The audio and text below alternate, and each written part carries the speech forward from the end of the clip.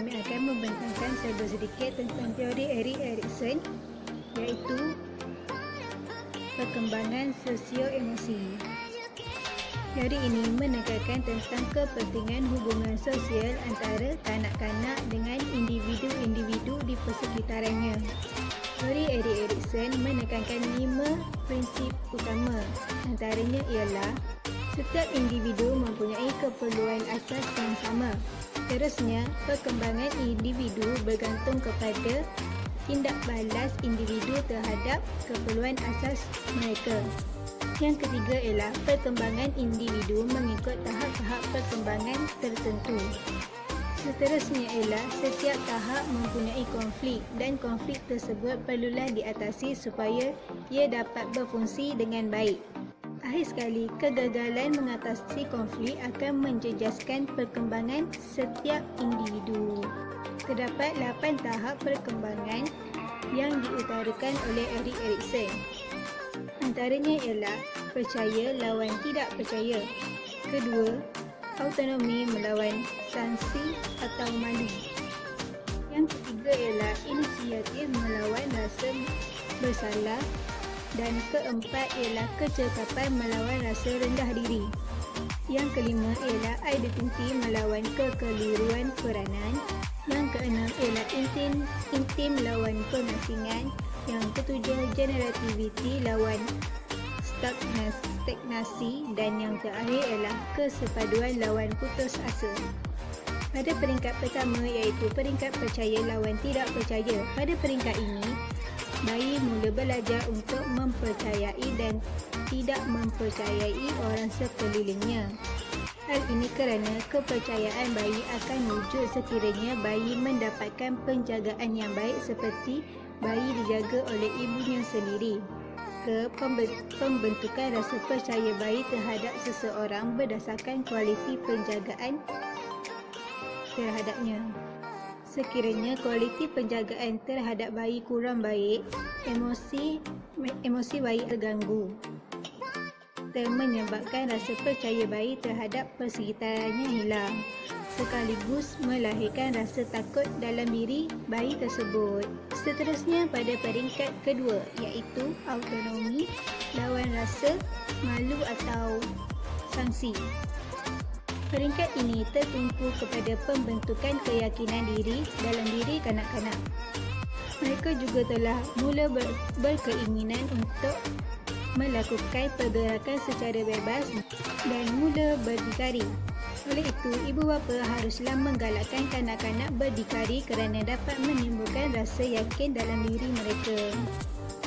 Seterusnya, pada peringkat ketiga ini menerangkan tentang inisiatif lawan rasa bersalah, iaitu pada peringkat ini kanak-kanak mempunyai naluri ingin tahu yang sangat kuat, di mana kanak-kanak akan cuba meneroka sesuatu yang mencabar seperti mencuba untuk melakukan sesuatu tindakan dan kerja-kerja yang dilakukan oleh orang dewasa. Oleh itu, bagi menghalang kanak-kanak daripada timbul rasa bersalah dan mencuba sesuatu yang baru, ibu bapa perlu memberi sokongan yang kuat kepada kanak-kanak supaya dapat meningkatkan inisiatif lawan bersalah mereka. Pada peringkat keempat pula, menjelaskan kecekapan lawan rasa rendah diri. Pada peringkat ini, kanak-kanak mula mempelajari dan menguasai kemahiran-kemahiran tertentu seperti kemahiran fizikal, sosial dan bahasa. Hal ini kerana bagi melakukan sesuatu perkara yang baik, kanak-kanak mempunyai tahap ketekunan yang tinggi. Oleh itu, bagi mengekalkan ketekunan kanak-kanak ini, guru haruslah memberi dorongan dengan memberi pujian kepada kanak-kanak sekiranya kanak-kanak berjaya melakukan aktiviti berfaedah. Peringkat seterusnya ialah peringkat kelima iaitu identiti lawan kekeliruan peranan. Pada peringkat ini jelas menerangkan bahawa seseorang remaja mengalami perubahan biologi dan hormon badan mereka, iaitu remaja akan mula menyedari yang mereka perlu menyelesaikan kekeliruan identiti mereka melalui pencarian jati diri dengan menguji pelbagai peranan, nilai dan perhubungan. Oleh itu, sekiranya remaja bergaul dalam lingkungan yang baik, maka identiti baik akan terbentuk. Sekiranya gagal, mereka akan mengalami kekeliruan terhadap pilihan masa depan mereka. Peringkat intim lawan pengasingan, di mana seseorang dewasa mulai mempunyai kecenderungan untuk mencari pasangan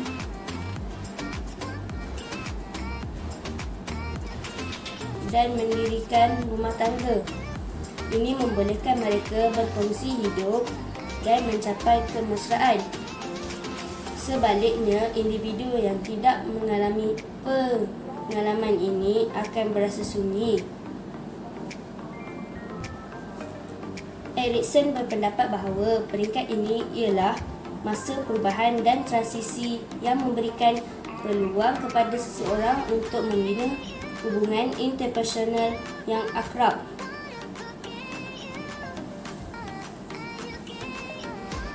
Peringkat 7, generativity lawan stagnasi dan mendirikan rumah tangga. Ini membolehkan mereka berkongsi hidup dan mencapai kemesraan. Sebaliknya, individu yang tidak mengalami pengalaman ini akan berasa sunyi. Erikson berpendapat bahawa peringkat ini ialah masa perubahan dan transisi yang memberikan peluang kepada seseorang untuk membina hubungan interpersonal yang akrab. Peringkat 7, generativity lawan stagnasi. Generativity merujuk kepada usaha dan sumbangan kepada generasi akan datang. Individu yang selalu membantu orang lain dan memberikan sumbangan kepada masyarakat akan berasa puas hati dengan kehidupan mereka. Sebaliknya, individu yang hanya mementingkan diri sendiri dan tidak pernah memberikan sumbangan kepada masyarakat akan berasa tidak puas hati dengan kehidupan mereka. Peringkat 8, kesepaduan lawan putus asa. Individu akan mengingat kembali semua kejayaan dan kegagalan yang telah dialaminya pada peringkat awal kehidupan mereka. Individu yang mencapai tahap kesepaduan sekiranya mereka berpuas hati dengan pencapaian yang mereka kecapi dan mampu mengatasi masalah yang dihadapi. Sebaliknya, individu akan merasa gagal dalam hidup, berputus asa dan menyesali kehidupan mereka sekiranya mereka melepaskan banyak peluang untuk berjaya dalam hidup mereka. Bagi memastikan emosi dan interaksi kanak-kanak dapat diberikan dengan cara yang betul, guru perlu memainkan peranan yang efektif kepada kanak-kanak dan memahami ciri-ciri perkembangan sosio-emosi dengan baik. Hal ini kerana guru sentiasa berhubung rapat dengan kanak-kanak di bilik darjah. Terdapat 7 implikasi terhadap perkembangan sosial emosi dalam sesi pengajaran dan pembelajaran, iaitu yang pertama ialah memberi penghargaan kepada murid. Bagi memberikan galakan dan motivasi kepada murid-murid, guru harus memberi pujian dan penghargaan ke atas kejayaan murid-murid. Contohnya memberi hadiah kepada murid sekiranya mereka berjaya memenangi pertandingan teka-teki yang dilakukan dalam bilik darjah, atau pamerkan hasil kerja terbaik kepada murid-murid yang lain sebagai contoh. Hal ini kerana dengan memberi galakan, motivasi dalam diri murid-murid akan meningkat dalam menghasilkan hasil kerja yang jauh lebih baik. Seterusnya ialah guru perlu merancang aktiviti pembelajaran yang bersesuaian dengan tahap kebolehan murid. Guru perlu mengelakkan memberi aktiviti yang terlalu sukar di luar kemampuan mereka kerana murid-murid akan mula tidak yakin pada diri disebabkan oleh kegagalan yang dialaminya. Ciri-ciri terhadap implikasi perkembangan sosial emosi pelajaran murid yang ketiga ialah guru perlu mewujudkan suasana bilik darjah yang kondusif dengan menjalinkan hubungan mesra dan rapat bersama murid-murid. Hal ini kerana dapat memudahkan murid untuk meningkatkan keyakinan murid dalam berinteraksi dengan orang-orang di sekelilingnya, terutamanya dengan guru mereka. Seterusnya adalah guru perlu mengelakkan perbandingan antara murid. Hal ini kerana guru perlu mendidik murid-murid untuk tidak fokus kepada kelemahan diri tetapi mengenal pasti kelebihan yang ada dalam diri mereka. Hal ini amat penting bagi membantu kanak-kanak dalam membentuk konsep diri yang positif. Oleh itu, guru perlu memberi galakan kepada setiap murid untuk bersaing dengan diri mereka sendiri dan bukannya dengan membandingkan diri dengan orang lain. Selain itu, guru perlu membantu murid-murid untuk menetapkan matlamat pembelajaran yang lebih realistik.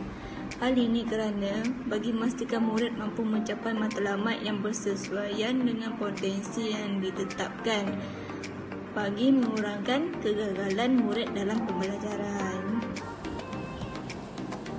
Implikasi yang keenam ialah benarkan murid untuk melakukan kesilapan. Guru perlu bersikap terbuka. Guru perlu membimbing murid-murid untuk belajar dari kesilapan dan membuat penambahbaikan. Implikasi yang ketujuh ialah guru perlu bersikap adil. Guru perlu memberikan peluang pembelajaran yang sama kepada semua murid. Semua murid perlu diberikan peluang untuk mengambil bahagian dalam aktiviti pengajaran dan pembelajaran supaya mereka dapat membina keyakinan diri dan boleh menggalakkan interaksi sosial yang sihat dalam kalangan murid. Perapatan ialah satu hubungan yang kuat antara seseorang individu dengan individu yang lain yang rapat dengan mereka. Ia merupakan hubungan kasih sayang yang kekal dan berpanjangan.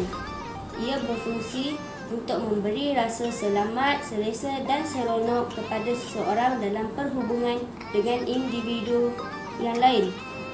Perapatan terbentuk sejak daripada lahir. Interaksi dan perapatan antara ibu bapa dan anak akan memberikan kesan terhadap perkembangan emosi anak. Dari segi sosio-emosi, perapatan mempengaruhi tahap perkembangan kanak-kanak untuk menilai diri, menganggap diri berharga dan berhubungan dengan orang lain. Konsep kediri yang terbina melalui perapatan akan mempengaruhi tingkah laku kanak-kanak sehingga mereka dewasa kelak. John Bowlby 1969 adalah orang yang pertama mengaplikasikan idea hubungan antara bayi dengan penjaga. Teori beliau menyatakan bahawa kualiti perapatan antara bayi dengan penjaga akan memberikan kesan terhadap kanak-kanak di mana mereka akan merasa selamat dan mudah untuk menerapkan rasa percaya dalam sesuatu hubungan. Menurut Bowlby 1969, perapatan berkembang melalui 4 fasa yang berikut. Fasa yang pertama ialah dari lahir hingga 6 minggu. Fasa ini merupakan peringkat membina hubungan melalui senyuman, tangisan dan renungan kepada ibu. Pada peringkat ini, bayi akan berasa selamat dan selesa apabila berada di dalam dakapan ibu. Bayi telah mengenali bau, suara dan wajah ibu. Namun begitu, perapatan belum lagi terus dibina. Bayi tidak kisah sekiranya dia berada bersama orang yang tidak dikenalinya. Fasa 2, 6 minggu hingga 8 bulan. Peringkat ini, bayi akan memberikan respon yang berbeza kepada ibu dan orang yang tidak dikenalinya. Bayi akan tersenyum apabila bersama dengan ibunya dan berhenti menangis apabila ibu mendekung. Tindak balas yang diberikan oleh ibu terhadap tingkah laku bayi akan membentuk rasa percaya dalam diri bayi. Pada fasa ini, bayi tidak protes apabila dipisahkan daripada ibunya. Fasa ketiga, 8 bulan hingga 2 tahun. Pada fasa ini, perapatan dengan ibu telah terbentuk. Bayi akan berasa sedih dan bimbang apabila ditinggalkan oleh ibunya. Bayi ingin sentiasa berada bersama ibunya dan mengekori dan berpaut pada ibunya. Bayi akan berasa lebih selamat untuk bermain dan meneroka persekitarannya apabila berada berhampiran dengan ibu.